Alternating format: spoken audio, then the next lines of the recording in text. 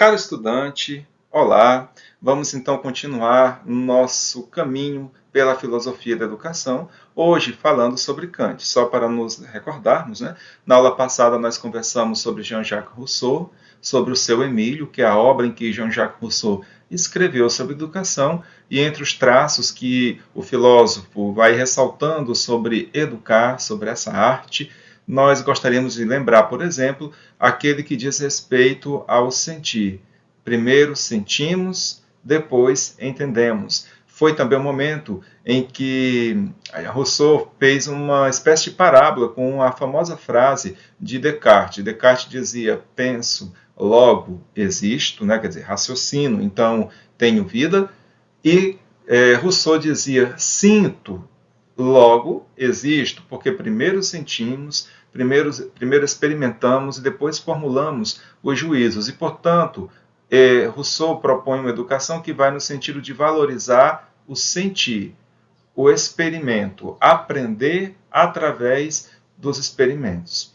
Bem, e hoje nós vamos falar já um pouco diferente, porque vamos mudar tanto de filósofo quanto de época. Vamos falar de filosofia da educação, dessa vez na perspectiva do filósofo alemão, prussiano na época, né? Hoje a Prússia faz parte da Polônia, chamado Immanuel Kant. Vamos nessa. Immanuel Kant escreveu, gente, sobre tudo. Escreveu sobre os três grandes temas da filosofia: o conhecimento, a estética e a moral. As três obras fundamentais de Kant são a Crítica da Razão Pura, onde ele fala sobre o conhecimento; a Crítica da Faculdade do Juízo, onde ele fala sobre o gosto estético; e a Crítica da Razão Prática, onde ele dialoga e investiga a nossa moralidade. Só que entre uma obra e outra, entre uma aula e outra, Kant escreveu também sobre educação nesse texto, sobre a pedagogia.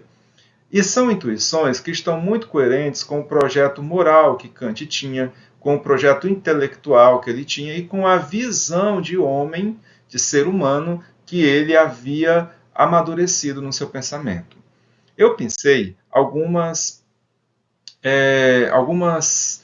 frases dessas obras de Kant que podem nos ajudar a navegar bem sobre o tema aqui da filosofia da educação, conforme ele pensou, sobre a pedagogia, né, sobre a arte de educar.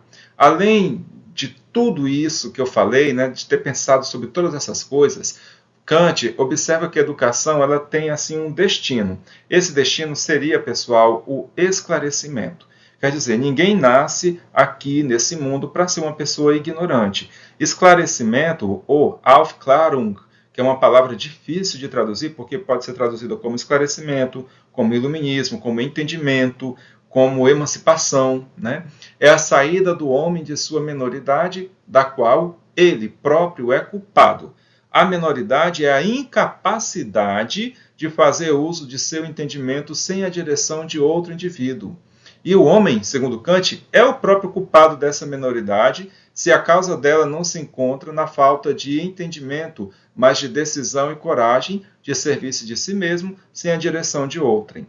E por que muitas vezes a gente prefere que uma pessoa diga para a gente o que nós devemos fazer?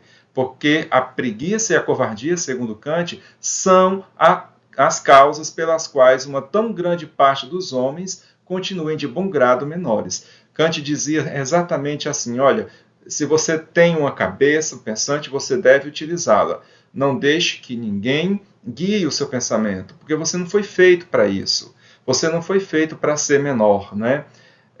Tem um ótimo filme chamado O Discurso do Rei, que o rei diz uma frase, respondendo a uma pessoa que dizia: eu estou preocupado com a cabeça do rei, na qual colocarei a coroa.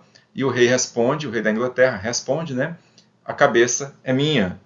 Quer dizer, seja independente, eu sou o dono do meu próprio pensamento. Então, toda educação, segundo Kant, deve direcionar o ser humano a ser produtor do seu próprio entendimento e do seu próprio pensamento.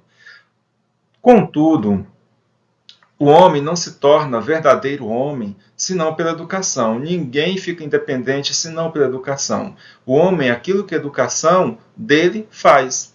Nota-se que ele só pode receber tal educação de outros homens. E aí Kant conclui muito brilhantemente que a falta de disciplina e de instrução em certos homens os tornam mestres muito ruins de seus educandos. É aquela famosa coisa, né? Nós não podemos olhar para o menino e dizer assim, faça o que eu digo e não faça o que eu faço. É um princípio muito perigoso esse. O mais correto é dizer, aliás, é fazer aquilo que você diz, quer dizer, ser coerente.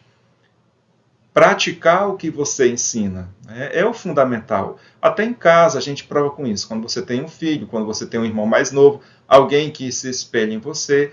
Então, no princípio educativo de Kant também. E é necessário ter disciplina. A disciplina, ela é fundamental. Porque não é você bater em ninguém, é você ter um ritmo para fazer as coisas e dominar o seu entendimento. Não, agora eu vou fazer essa atividade e honrá-la. Quer dizer, programar-se e ir junto com a sua programação. O homem, ainda observa Kant, pessoal, nesse próximo slide aqui, é a única criatura que precisa ser educada. Por educação entende-se, aqui Kant define educação, o cuidado de sua infância, a conservação, o trato, a disciplina e a instrução com a formação. Consequentemente, o homem ele tem várias fases. Segundo Kant, o homem é infante, quer dizer, é criança, é educando, tem que ser disciplinado. Disciplinar significa colocar limite, né? E discípulo, quer dizer, aprende. Essa ideia do colocar limite tem a ver com o fato de a educação ser uma espécie, segundo Kant, de arte, a mais difícil de todas, que precisa ser aperfeiçoada de geração em geração. E, além disso, a educação ela precisa ser, segundo Kant, raciocinada, pois assim ela pode levar o ser humano ao seu destino, que é justamente ser esclarecido. Ninguém fica bom se não treina. O atleta não ganha se ele não se prepara. O homem não fica educado se ele não estuda, se ele não é disciplinado para isso. E, voltando aqui para essa ideia de disciplina, e para fechar também, né, a gente vai se empolgando e acaba falando um pouco demais. A disciplina, o que ela é exatamente? Ela é um fator crucial, porque é preciso habituar o educando a suportar que a sua liberdade seja submetida ao constrangimento de outrem, que ele sinta a inevitável resistência da sociedade, para que aprenda o quanto é difícil bastar-se a si mesmo. É preciso provar que o constrangimento que lhe é imposto tem por finalidade ensinar a usar bem da sua liberdade. Pessoal, a liberdade é o último fator, porque o que é ser livre? Ser livre é poder tomar suas próprias decisões, mas decisões que sejam sábias, que não sejam criminais, que não sejam decisões que façam mal a outras pessoas, mas decisões que enriqueçam a vida comunitária. Então, ter disciplina é colocar limite, porque a vida em sociedade ela é uma vida com limites, mas ela é com limite porque, na medida que você tem direito à sua liberdade, outras pessoas também têm. Então, a educação ela tem um percurso que vai caminhando pela disciplina, pela formação, pela instrução, até desembocar no esclarecimento e depois na plenitude da liberdade. Então, nós vemos aqui realmente um projeto iluminista que põe no homem, no coração do homem, o desejo da liberdade.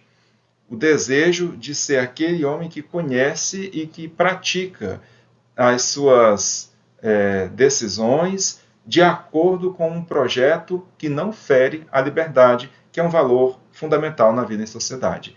Por ora é isso, e com esse tema nós podemos agora avançar para outros, mas vamos fazê-lo detidamente mais em relação à nossa história pedagógica aqui no Brasil. Espero que tenham gostado e qualquer coisa vocês podem procurar o material sobre a pedagogia que você encontra também na internet.